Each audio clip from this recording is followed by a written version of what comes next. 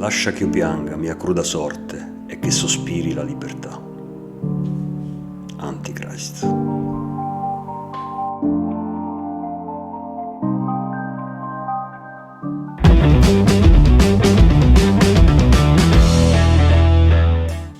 Il film di oggi è Antichrist di Lars von Trier. L'intro che avete sentito è l'aria classica che viene utilizzata come colonna sonora del film, un tema musicale che ti entra dentro, ti entra nelle vene praticamente. Io la prima volta che vidi questo film ebbi delle titubanze all'inizio perché è un film strano, 2 personaggi soltanto, 2 attori, William Dafoe e Charlotte Gainsbourg. L'utilizzo della camera a mano di Lars von Trier ti lascia un po' perplesso all'inizio, è difficile entrare all'interno della pellicola. Poi però quest'aria musicale che ti entra nel cervello ti inizia a devastare il cervello e io l'ho visto e ne sono rimasto appunto devastato perché è una pellicola assurda. Lars von Trier qui ci mette tutta la sua malattia mentale, come alcuni dicono, e si sente tutta. Questo è il primo capitolo della trilogia sulla depressione. Abbiamo Antichrist, Melancholia e Nymphomaniac. La trama parla di, come avete visto la scena iniziale, i 2 protagonisti che si lasciano andare in una scena di sesso abbastanza esplicita, mentre il loro figliolo, che si trova nell'altra stanza, salta quella finestra che abbiamo visto all'inizio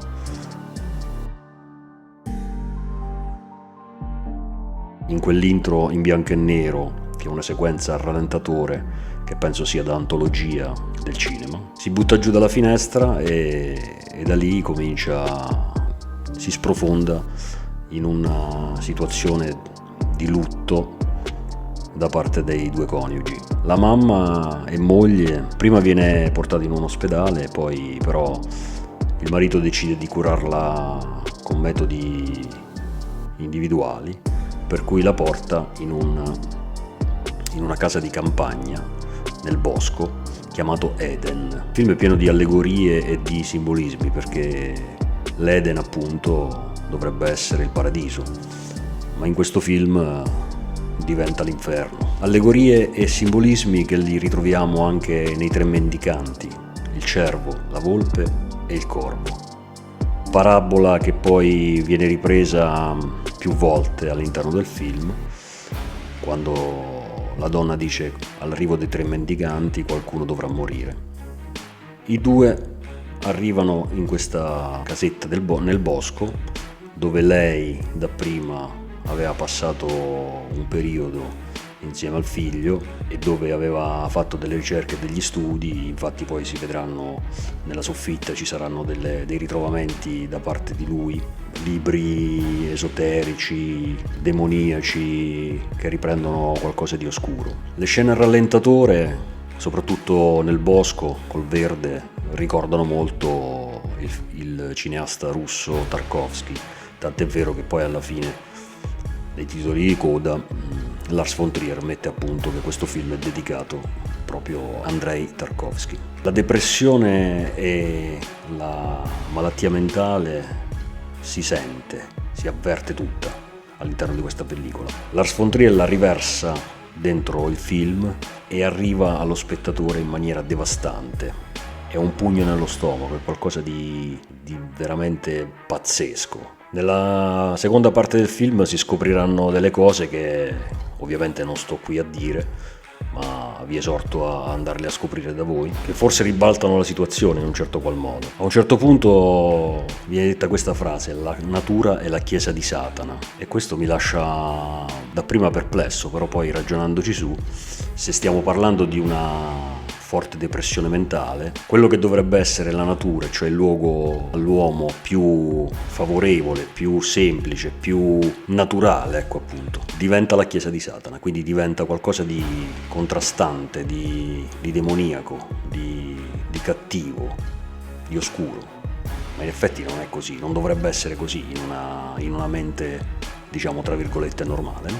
La situazione si è prende una piega inaspettata, l'elaborazione del lutto è davvero critica da parte dei due, ma soprattutto da uno dei due, che non vi sto a dire. C'è una escalation di violenza psicologica e non solo, sia da parte dei due protagonisti che da parte della pellicola stessa nei confronti di chi la sta guardando, no?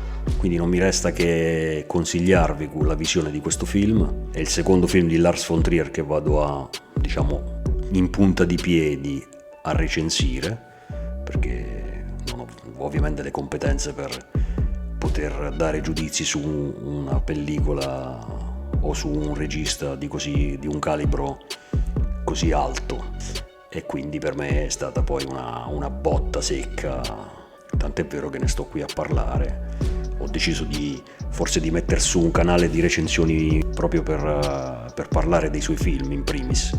Ne parlerò anche di altri registi di questo livello, criptici, che lasciano il segno. Vi invito a visionare la pellicola, fatemi sapere cosa ne pensate voi di questo film. Se vi è piaciuta questa video recensione, cliccate sul pulsante iscriviti, e così potete seguirmi sul mio canale con altri contenuti video, spero siano interessanti. Vi saluto e vi do appuntamento alla prossima. Ciao. Check the mic and make sure it sound right, boys.